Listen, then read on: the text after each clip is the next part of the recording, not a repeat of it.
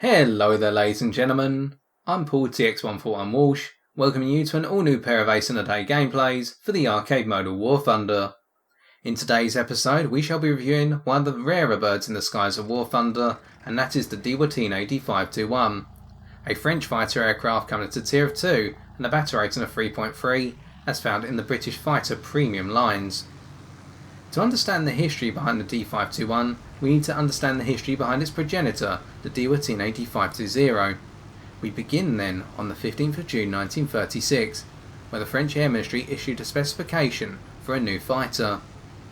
As part of a private venture, Émile Diwoutine and their team started on the D.520 design as of September 1936, with the specifications requiring the following from their fighter: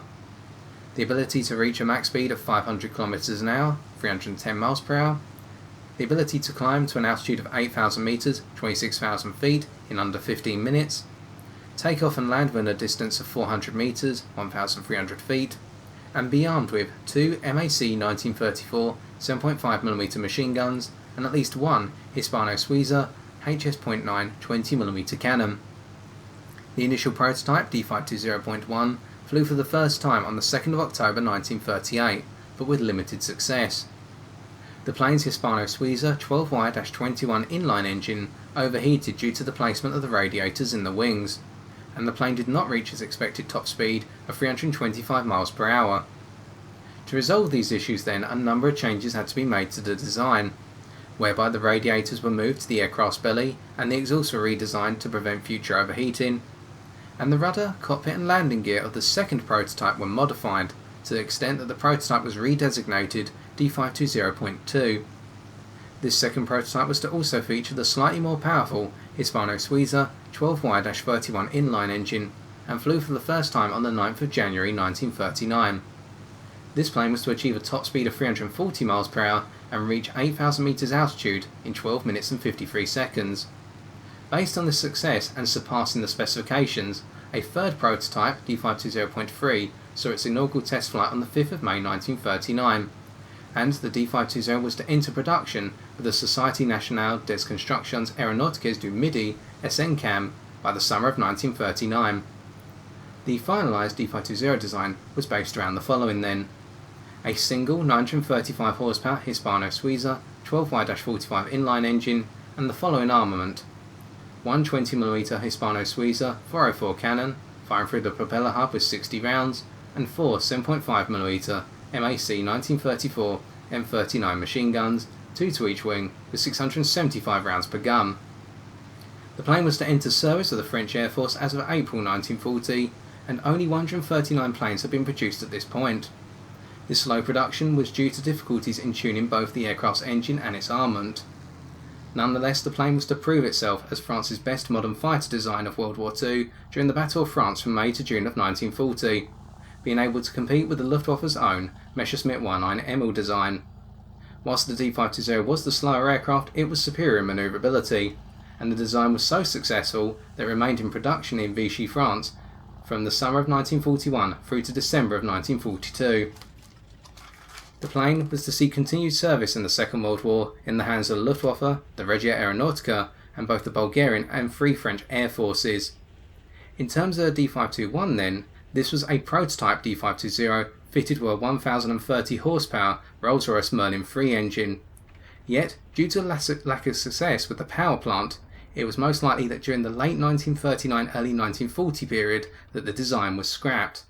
And with our historical overview concluded, let us take a look at how the D.521 handles in War Thunder. For our first game of today then, we're on the ground strike map Berlin suburbs using the following setup. Stealth belts for both our 7.5mm and 20mm armament for two core reasons. The first is on paper, by comparison with the other belts in each respective armament category, the stealth belts are the most powerful belts available over the course of say a single second or multi-second burst for doing damage. The other main reason is that a lack of tracers combines well with the rarity of this aircraft by comparison with the majority of the planes that you'll find at the battle rating and tier, whereby a number of our opponents, even in these matches depicted today, may have been asking themselves when they saw our tag, what exactly is a D.521? What kind of fighter is it and what armament does it have? Well, if we have no tracers, we cannot alert our opponents as to what armour we have and where it is located on our aircraft, and this gives us the element of surprise in head-on passes with our nose-mounted 20mm cannon, or in the midst of a turn fight with our wing-mounted 7.5mm machine guns. As for our gun convergence, we have a 500m gun convergence, as our 20mm cannon is convergence non-reliant, whereby its mounting in the nose means that it is not affected by our convergence setting, but our 7.5mm machine guns are, and our expectation is to use these to help soften up enemy bombers at a distance before bringing our 20mm cannon into play. The maximum range of our 7.5mm machine guns, which have a high fire rate but a rather low muzzle velocity and weak trajectory in terms of ballistics, is approximately 650 metres, and as a result we are using the tail end of this range, i.e. 500 metres, in order to converge our guns and do a good amount of damage to enemy bombers, whilst keeping them at a distance from us so we do not take too much damage from the return fire of their turrets. And as for our fuel load, we are using the standardised 30-minute fuel load to make it to the end of the game unscathed on fuel capacity. We begin our analysis then by going head to head with a MiG-315, but as we only see a tag of MiG-3, we assume it is a MiG-334 with two 20mm cannons in the nose, not ideal for head-on passes. As a result, we decide to force them to overshoot into a set of scissors, using our superior manoeuvrability based on our rudder and ailerons and our rather weak elevator in order to force the MiG-315 to overshoot, and as they do we start to come around for a firing solution. But the MiG-315 pilot is smart here and decides to dive away. The MiG-315 has the superior dive speed acceleration and the greater top speed in the midst of a dive by comparison with our own aircraft. As a result, we will not be able to get a clean shot on the MiG-315 and we decide to break off, holding our altitude at approximately 3,000 metres and going for a reload. Now let it be said that the D.521 can get to speeds in excess of 850 km an hour in the midst of a dive, but its weak dive speed acceleration, by comparison with the vast majority of its battle rate and contemporaries, means that it will not get to this speed as quickly, and as we will see later, the energy conservation of this aircraft when coming out of a dive is just as weak, meaning that returning to higher altitudes via the usage of pursuits down to lower altitudes or boom and zoom passes is not ideal by comparison with planes such as a Messerschmitt 109 F1 or F2. So we have to judge every manoeuvre in the vertical as much as possible, and here, with the range that we have from the enemy Typhoon on the other end of the map at roughly 4,500 metres altitude if not more, we can climb dead vertical underneath this enemy Wellington and try to catch them out. But as we do so here, notice how weak our climb rate is, whereby it is moderate by comparison with planes such as the Spitfire Mark IIB and the Messerschmitt 109 F series, and this means that we just catch the enemy Wellington right on the edge of our stall, whereby our stall speed is approximately 140 km an hour and we feel the stall effects at approximately 180 km an hour. But to counter this, our very powerful rudder enables us to flat turn very nicely on the edge of a stall, and this means that we can come around and look directly towards the enemy Typhoon, having gone for a 180-degree change of direction, and we are prepared, having used a little bit of war emergency power and our decent straight line acceleration to 300 km an hour to be prepared for the Typhoon's presence. But the Typhoon dives on a friendly Messerschmitt 109 instead, cuts them apart and then tries to zoom past us to get away. But we are not going to let this Mark 1B get away, because if they do, they will only come around later on and start to pick on us. And because we are weak in the engine department by comparison with them, we will be susceptible.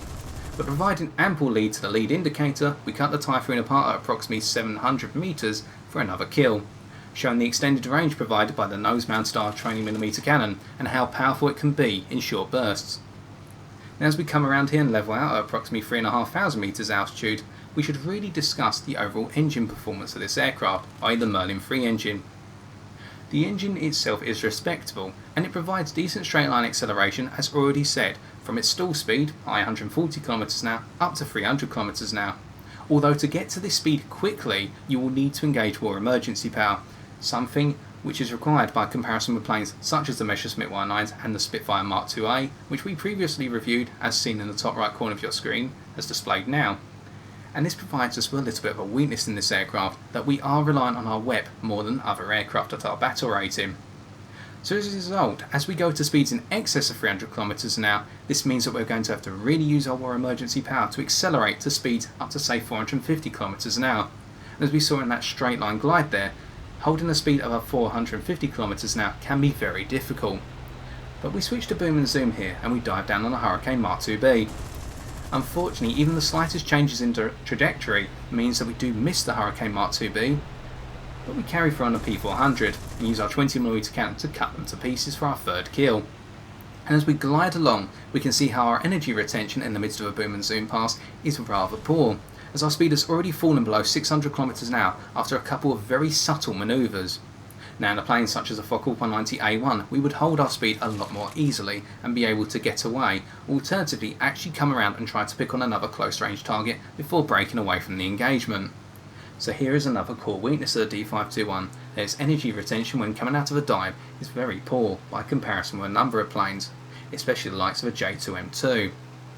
And as we go to climb away once again, starting our climb at approximately 1,100 meters altitude, we can see how we cannot climb in long stints, balanced out by the usage of war emergency power as effectively as the majority of our battle rating contemporaries,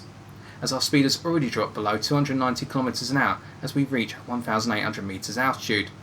So instead we have to use flat turns to come around, accelerate back to those speeds in excess of 300 if not 350 km an hour, and once again go for a climb.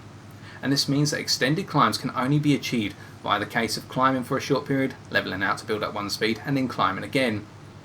And when we consider the engine power once more, this works against us, and the fact that our engine loses its performance at altitudes in excess of 4,500 meters altitude, which means climbing to higher altitudes, i.e. 5,000 meters if not more, is going to be a risky strategy, as our engine's performance will let us down up at that altitude by comparison with planes such as the Messerschmitt 19ML or F, alternatively the J2M2, and this means that we will have to rely solely on our manoeuvrability to win our dogfights. We will not be able to outrun our opponents or catch up to them, or dive away from them as we saw with the MiG-315.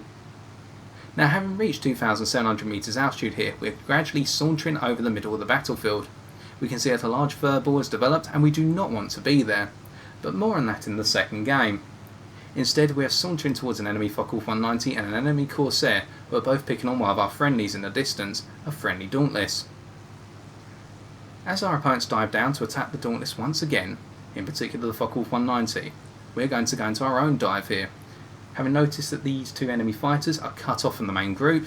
we are fully armed, having reloaded successfully, and we are going to go into the fray. But as we do, we see an enemy Fokker 190 coming right underneath us, and we can see that our controllability, even at high speeds, is still good. We managed to cut apart this Fokker 190A1 for what is our fourth kill. And it would appear that the enemy Fokker earlier on, over by the Dauntless, has broken off and been taken out by our Yak-3, and we go after the enemy Corsair, who is completely unaware of our presence.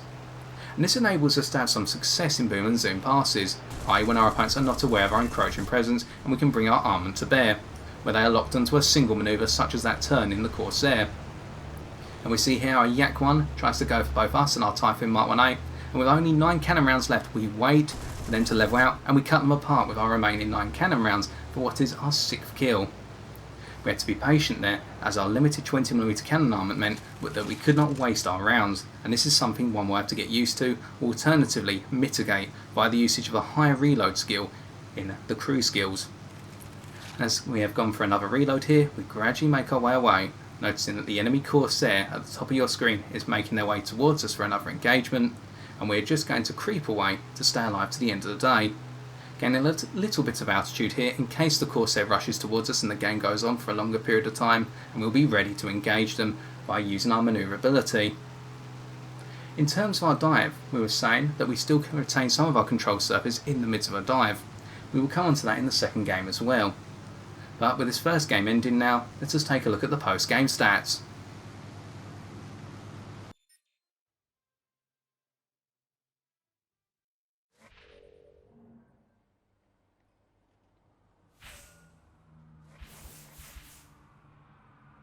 With our 6 kills and single assist, we're able to pick up 15,444 silver lions and 5,278 research points. And based on this first game alone, we could conclude our review of the D521 here, as we have depicted it as a rather manoeuvrable fighter that prefers the turn fight thanks to its great overall manoeuvrability, by comparison with an engine-based or performance-based dogfight where we are trying to outclimb, outrun and outdive our foes, as the Merlin 3 engine for this airframe makes the airframe feel rather underpowered by comparison with the majority of its battle rating and tier contemporaries. And when we extend onto our armament, we can see that our armament provides a rather mixed reception, simply because we have the rather powerful 20mm cannon based in the propeller hub, and this provides us with the range we need to knock out the enemy fighters very quickly and even dispatch enemy bombers with significant speed.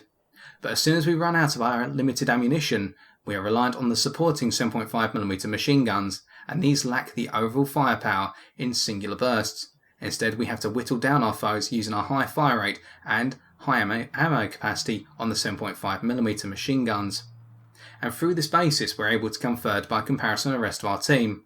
But unfortunately, we have not depicted the entire picture for the D.521, as the disclaimer from the first game is that all of our engagements were isolated and against isolated foes, whereby it was a 1 versus 1 or alternatively a many versus 1 where we were part of the many. And as we move into our second game now, we are going to push the performance of the D.521 to its limit and check for the breaking points in terms of its strengths and its weaknesses as we go into engagements which are not isolated and not always under our control. For our final game then, we are on the airfield domination map Mozdok using the same setup as before. In this game we'll begin with our standard climb strategy of heading towards approximately 3,000 if not 3,500 metres altitude to curtail the enemy threat up at higher altitudes if it arises. Now this will be a demonstration of the meagre climb rate of the D.521 once more, but it also demonstrates another point. This plane can take the fight to the higher altitude threats at the start of the match.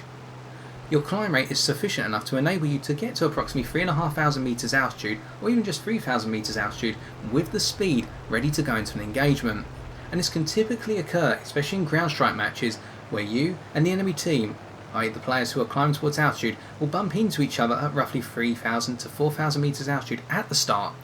at lower speeds, and go head to head and enter into turn-based dogfights, alternatively try to rush past each other after the head-on engagement. So long as you take this proactive approach and take your opponents head on at the start, the D.521 can cut off the higher altitude threats at the start. But as soon as your opponents get above 4,000 metres altitude, that is where the issues begin. Because the engine's performance height for this plane lies in the 2,500 to 3,500 metre altitude region, being sufficient even at lower altitudes, but the Merlin 3 loses its performance, especially above 5,000 metres. And this means that you will not be able to provide decent competition unless you base all of your dogfighting capabilities on forcing your opponent to engage you in a tight manoeuvrability based dogfight. But fortunately here the only enemy threats up high are a PE2 who will be diving shortly as we keep an eye on them, and an enemy B-25 Mitchell. And as we level out at approximately 3,100 metres altitude, we gradually accelerate to 350 km an hour and go into our gradual dive. We are coming in on the beam of the B-25 and from a slightly higher position. And we'll see here how, whilst we're not an interceptor in our overall nature, we're able to intercept medium bombers and cut them apart, taking out the pilot of the B-25 for our first kill. Having made a slight turn in that boom and zoom pass, we lost a good portion of our kinetic energy there, and we can see how our speed is depreciating rapidly, already dropping below 440 km an hour and continuing to do so, as we make our way after an enemy Dauntless. Now this is all part of our procedure. Boom and zoom over the enemy spawn, carry our momentum through the middle of the map back to friendly territory. But it takes us quite a while in our rather steep dive to catch up to the Dauntless here, who is quite a fast plane in the dive, and we eventually get them for our second kill. We carry our momentum through then, and engage an enemy Firefly, who is completely oblivious to our presence. We pick them apart for our third kill, or what will eventually be our third kill hopefully. I set them on fire. And we now go head to head with an enemy Ki-43-2, snap rolling out of the way thinking they may be the Otsu Mark III variant, whereby they were 20mm cannons in the nose, and having run out of 20mm cannon ammunition we could not unfortunately clip that I-185 properly. And we now have to dodge an enemy Fokker 190A1, and this is where the difficulty kicks in as we now enter a 3 versus 1, albeit for a short time period. We break over the top of both the I-185 and a Ki-43-2, and then go after the enemy Ki-102 that has just tried to capture B. We have our cannon back, so we are able to achieve a critical hit, and we carry through to finish them off. Picking up what will be our fourth kill, and we notice an enemy Fokker 190A4 currently behind us but not looking at us, and the Ki-43-2 is still on us with their two 12.7mm machine guns as we roll out of the way of their incoming fire and force them to go vertical. And the superior climb rate and energy retention means they will overshoot and fall right into the gun sights of a friendly here, as the engagement goes from a 3 versus 1 to more of a furball encounter. And as the enemy team gradually become more engrossed in our teammates trying to take over the airfield, and we roll out of the way of the close range fire of an enemy Fokker 190A4,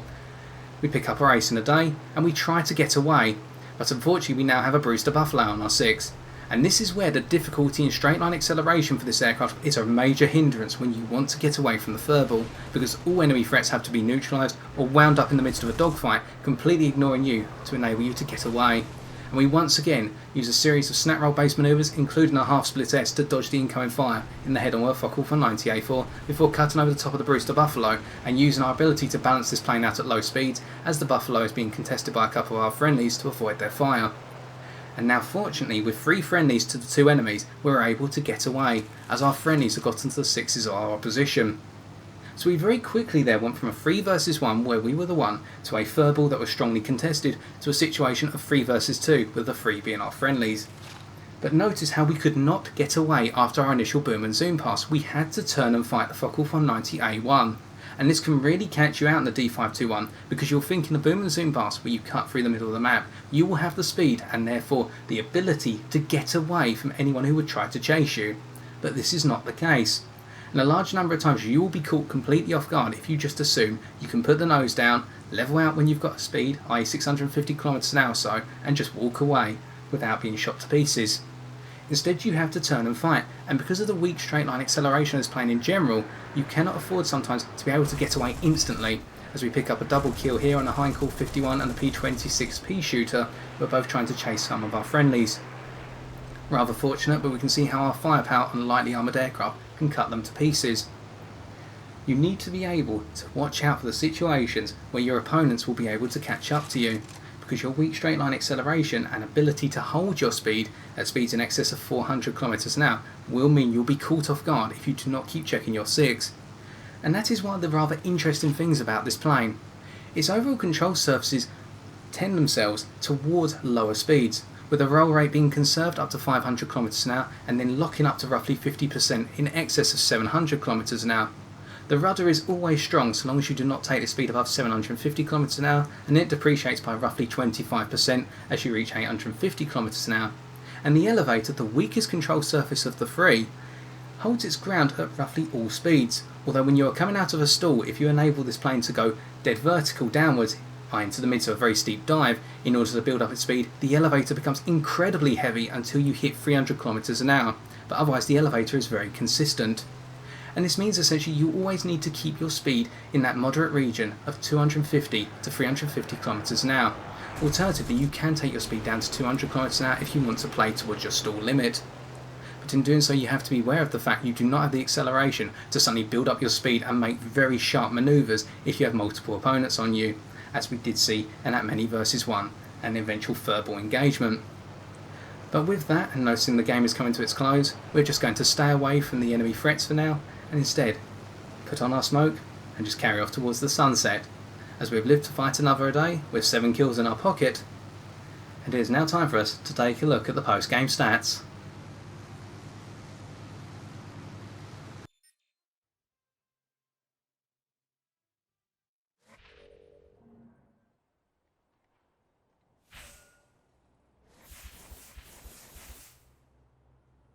With our 7 kills, we're able to pick up 27,065 silver lions and 4,943 research points.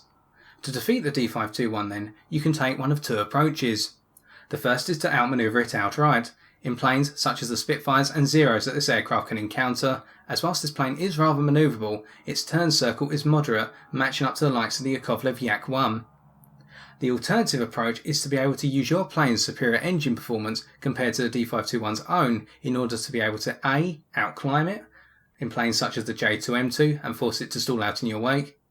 B. outrun it in a straight line in planes such as the Messerschmitt 19F or alternatively the P39 Aerocobras and engage in long distance head-on passes, or C. outdive it in planes such as the MiG-334, being able to chase it down when you are on its 6 in the midst of a dive, or being able to just break away and force the D.521 to turn their attention elsewhere.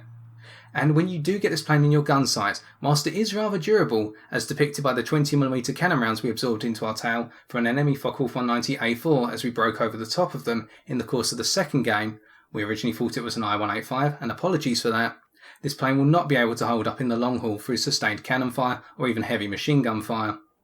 But avoiding these situations and staying alive in the midst of the furball in our second game, we're able to come second by comparison with the rest of our team. And to conclude as a result, The D.521 can be looked upon as a rarity in the skies of War Thunder, and for many, when you unlock this plane, either via a special event or a purchase pack, whether this becomes available in the future under Gaijin, I'm not entirely sure, as I personally picked this plane up through a special event a couple of months back. This is a plane that is worthwhile to fly if you enjoy your planes in terms of their manoeuvrability rather than their engine performance. But a number of you may find this plane frustrating due to the lack of engine power, and as a result this may just become a collector's item and not a plane you'll bring out in the long haul. As for myself, whilst this plane will be relegated to the back of my garage and more of a trophy rather than anything else, every so often I will fly it simply to appreciate France's greatest fighter design during the course of the Second World War.